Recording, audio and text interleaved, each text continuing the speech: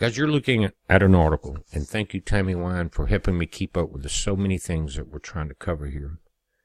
And this article is how Jupiter split the asteroid belt in two, shows its great age. Guys, this is Nibiru. Now, I know I caught a million arrows when I came out with this a few months ago after doing a lot of studying. I've done other videos since then. But most of the arrows came from YouTube people that do videos about cell phone lens flares of Nibiru in the sky. Now, guys, think about this. Just common sense.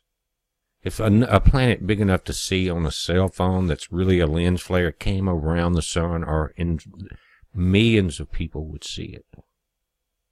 And so the attacks came from there. And a lot of them, the same thing happened when you start talking about how stupid flat Earth is. I mean, it's so stupid that people have asked me, BP, please do a video debunking this. And it's like, it's so hard to dumb down to that level, guys, to even recognize it. You understand what I'm saying? I have to mention it here because I get attacked when I mention it. But let me say this. I've been a sailor for 45 years, all over the Gulf of Mexico. There's islands all over the inner Gulf, from Chandelier in Louisiana. You come east, you get Cat Island, Ship Island, Petty Boy, Horn, Deer, Dolphin. Think about it. I've been there, I've seen them all. But as you approach these islands on your boat at sea level, at first you start seeing just the top of the trees. The actual curvature of the Earth is 9.9 miles. I've also flown at 33,000 feet. Many of you have also across this nation. But at 9.9 miles, the curvature starts. So as you get 5 miles from the island, you start seeing more of the tree. You get a mile from it, you can see the tree and the sandbars and things like that. And, of course, as you get closer, that's the curvature of the Earth. So just to kind of throw that on the side, it's kind of like listening to Hillary in a way. But anyway, I've said for at least maybe a year now, Jupiter is Nibiru. The ancient Sumerians called Jupiter Nibiru, guys.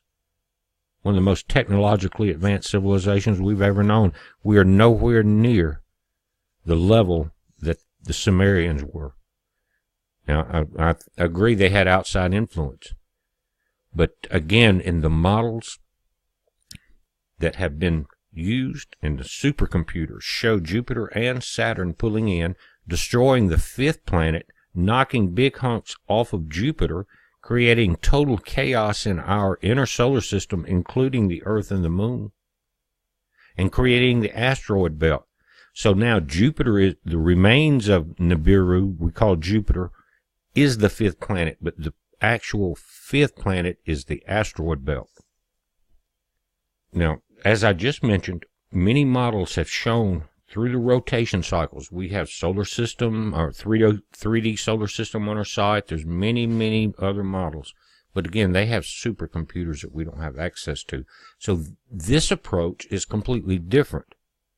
But they call it one hell of a bowling ball. A comparison of meteorites have revealed that in its youth, Jupiter carved a path through the solar system that separated space rocks into two separate families, and it did it within 1 million years of the dawn of the solar system, so Jupiter was already huge at least 4 billion years ago. Meteorites found on Earth have different proportions of isotopes of the elements in them, depending on whether they are from a rock that originated inside or outside Jupiter's orbit. That means on the inside is your asteroid belt. On the back side is millions of miles to Saturn. Now, these rocks, they are seen even in those chipped off of the planets that were formed within 1 million years of our solar system's formation, so they must have separated before that. To have been big enough to carve such a gap in the protoplanetary disk, a cloud of dense gas and dust orbiting the newly formed sun, Jupiter's core would have been about 20 times the mass of Earth. This new meteorite analysis by Thomas Kruger of the University of Munster in Germany and his colleagues indicate that Jupiter must have reached that size within the solar system's first million years.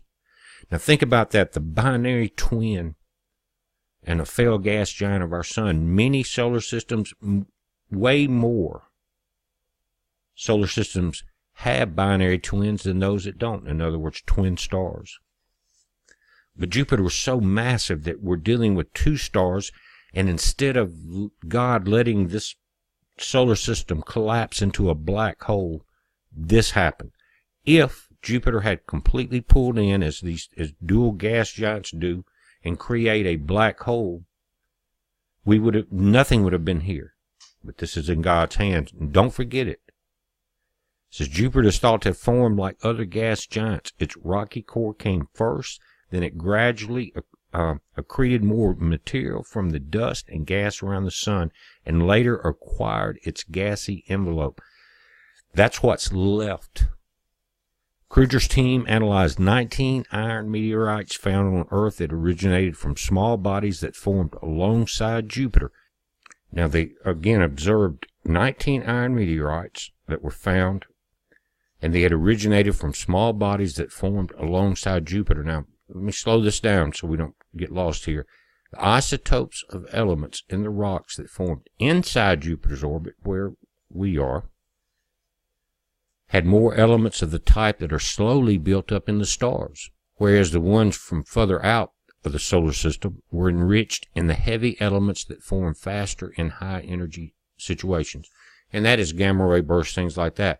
But what that means is that once this event happened, that Jupiter collided in with what I call at that time would have been the fifth planet, we call now the asteroid belt, that became that barrier that was even talked about in the Sumerian text. And a lot of people try to downplay some of the interpretations of the Sumerian text when very few people actually know how to read it all. And some people are much more gifted than the average Common Core graduate these days as far as archaeology and language interpretation.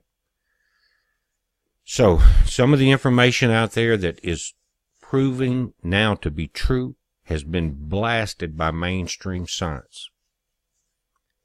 It says the work supports one of the leading theories of the early solar system, the Grand Tack hypothesis.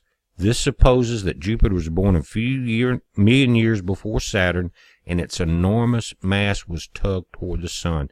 I've said it from day one.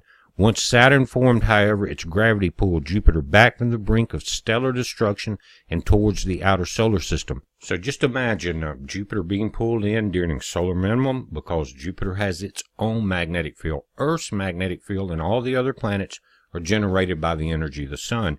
But this gas giant that has failed, the binary twin, has its own magnetic system. So it's pulling in, and there's been an effect called the Jupiter wind when our magnetopause has reversed in the past, where the solar wind was actually coming from behind us. But you got to imagine this. Okay, we've got two gas giants, the Earth and Jupiter. Jupiter's being pulled in closer. It's colliding in with, at that time, the fifth planet, creating the asteroid belt. It comes in closer. Saturn finally is catching up with it as it's formed and pulled in behind it. And that gravity force pulls Jupiter back. But what happens if Jupiter's pulled back? There's a second collision within the asteroid belt, right? Of course it is. Now, again, this is called the Grand Tack. What's unique about it is this Grand Tack was proposed way before they had this isotopic labeling of these meteorites. Think about that. And it makes perfect sense. And I've said this before. So many people are looking for something coming in from way outside of our solar system. It could never sneak in. You would see it way before time, but you never see that punch, that uppercut that's coming from really close to you. You never see it. Like the old saying is, you can't see the forest for the trees, guys. And think about it. It's close, very dangerous. It's proven that now through two totally different views, through the isotopes and through the modeling, that this is the destroyer. And again, in the oldest